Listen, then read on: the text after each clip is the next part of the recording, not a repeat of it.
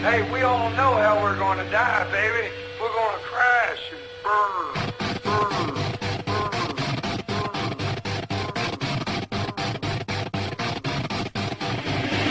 Making eyes heading a guy and said I keep telling you it's alright. A parallax view that you can't unscrew and it all just gets so tight. Rock, motherfucker, rock, motherfucker, rock, motherfucker, yeah. Rock, motherfucker, rock, motherfucker, rock, motherfucker, yeah. Chew it up, spit it out, sick bone gum. Blow it up, stick it out, sick bone gum. Till it up, push it down, sick bone gum. Shove it in, rip it out, sick bone gum. Fireproof stick and I ain't so quick, I just made. Hey guys, Shablu182 here, and welcome to part 2 of my horror Blu-ray collection.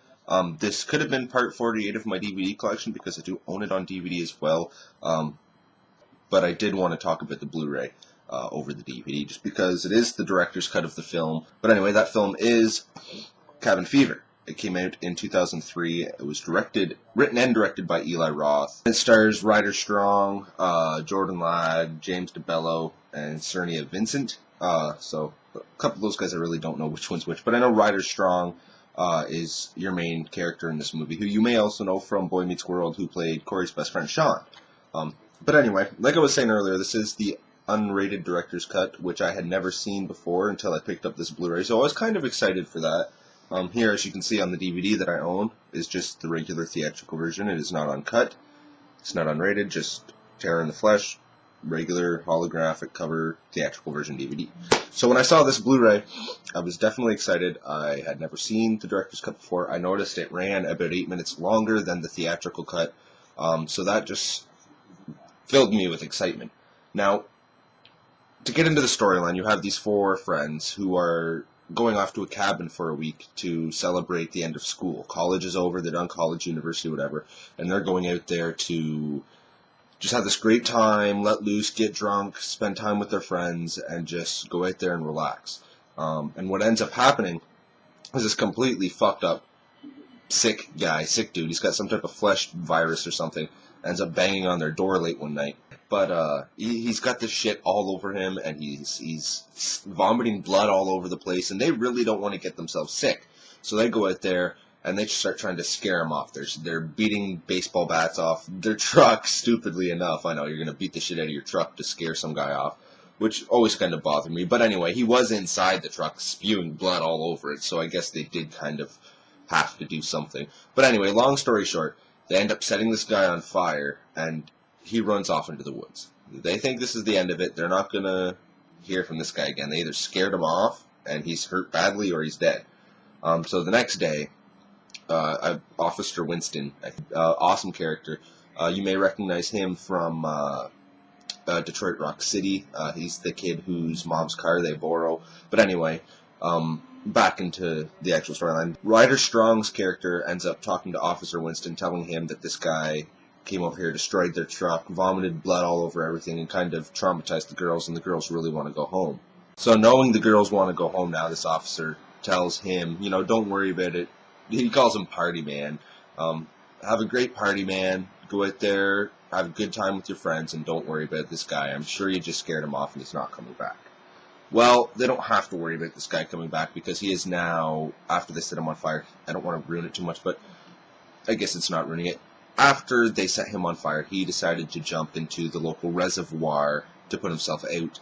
And in doing so, he now unleashed this virus into the drinking water. So now anyone that drinks the water, they're going to come down with this virus, get violently ill. It's going to start to eat your flesh and even maybe make you go a little bit crazy. So as the week goes on, these kids kind of start, obviously, eventually each one of them ends up having to drink from the water or whatever. And they catch this disease. They kind of have to quarantine themselves from each other. They all just start to lose their mind, hence the name Cabin Fever. I truly love the atmosphere, the feel.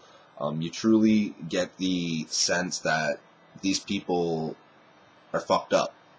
Ryder Strong, I can't think of his character's name right now, is doing anything he can to help his friends, to get help, to get out of here and find this cop who told him, you know, hey man, don't worry about it, have a fun party and in a week, for the rest of the week or whatever, and I'll get a tow truck in. The tow truck never comes. The main character, James Debello, I believe, his character ends up going to the corner store where they have this kid, Dennis, that you meet at the beginning of the movie, and he starts screaming pancakes, and that's one of the main reasons why a lot of people hate this film, is the whole pancake scene. Doesn't bother me that much. But anyway, Dennis ends up biting James Debello's character. I can't think of any other characters' names right now. But anyway, this now transfers the virus to Dennis. And this pisses off Dennis's dad, because now they've brought their problem to his store, and now it's his problem.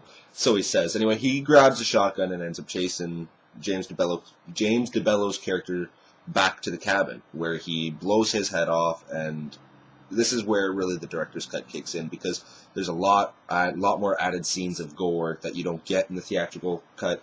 Like, for instance, in the one scene where the store owner is back at the cabin after he's blown off James Debello's head, and his two accomplices are dead. He's like kind of been shot. James Debello shoots him before he gets shot, and so he's kind of dragging himself along the grass and trying to pull himself away while Ryder Strong comes up from behind him and stabs him with a stick. Well, in the theatrical cut, you just kind of get that quick little stab. That's all you see. But in this version, you actually see him stab him with the wooden stick, and then he walks away, where you get this whole new shot of that guy laying dead on the grass with this big tree limb sticking out of him, which I thought was really friggin' awesome. Another thing is where one of the store owner's buddies, he just gets smashed in the face with like a bottle or something, I don't know exactly. But he's kind of like knocked out and out of it, and Ryder Strong's character drags him back into the house, locking him in the basement, and telling him to tell the cops when they get there that this wasn't their fault. They didn't bring this disease here. This disease was here when they got here. So this director's cut just adds a lot more to the movie, and if you have a Blu-ray player, I have to recommend getting this version of the film just because of that fact on its own. The director's cut adds so much more. And you don't get a whole lot more special features on it either, but the special features you do get are, you get a director's commentary with Eli Roth, and cast members Ryder Strong, Jordan Ladd, Cerny Vincent, and Joey Kern. Director's shorts, The Rotten Fruit, includes 2 never-before-seen shorts, Beneath the Skin, The Making of Cabin Fever, director's behind-the-scene photos, family-friendly version, Pancakes, theatrical trailer. It's presented in 1080p high-definition widescreen presentation, 7.1 DTS HD master audio, English and Spanish subtitles, and so on. So yeah, definitely worth the pickup. If you only have a DVD player, well then I would have to recommend getting the theatrical version, which I'm not even sure, guys. I don't even know if you guys can check back on my channel. I'm too lazy to see if it does come with support. I have reviewed this on my channel before. I'm not sure. But anyway, this is the theatrical version DVD. And here you have the director's cut Blu-ray. So yeah, if you guys haven't seen this, like I said, I'm probably repeating myself 50 times now. Definitely check it out. It's worth it. I paid $13 for this Blu-ray at Walmart, so you can't go wrong. And it is the director's cut, so I was definitely pleased with that. So yeah. Thank you for watching, guys. My next video, we'll be heading back to the DVDs again for part 48 of my DVD collection. We're probably going to be starting on the Prom Night series. That's what I've been thinking anyway. I'm not sure. If you have any other requests, you should let me know. So yeah, have a great day, guys, and I'll talk to you later.